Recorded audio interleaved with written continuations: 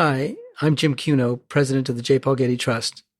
In a new podcast feature, we're asking members of the Getty community to share short reflections on works of art they're thinking about right now. We'll be releasing new recordings every other Tuesday. I hope you'll find these stories about our daily lives, from laundry on the line to a dog at a scholar's feet, thought-provoking, illuminating, and entertaining.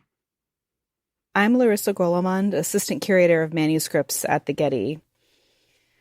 When we first started working from home back in March, what now seems like really an eternity ago, I started keeping track of time by counting off the weeks.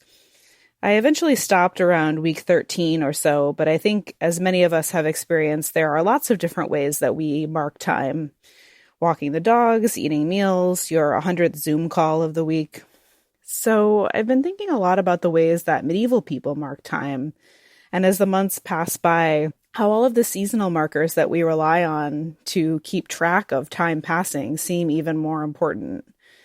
This is a calendar page for July from a Book of Hours, which was a kind of manuscript that many medieval people relied on as a guide to daily prayer.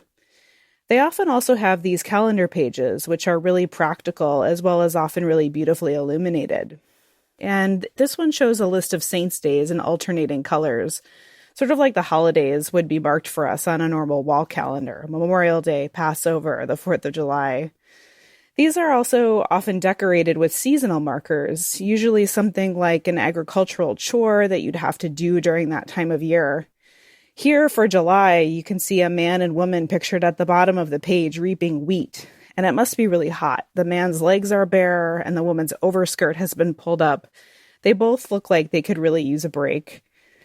Even though probably not many of us are reaping wheat, I think I feel a new connection to the person who must have used this calendar to find their place in time, as the days feel both interminably long and weirdly compressed at the same time.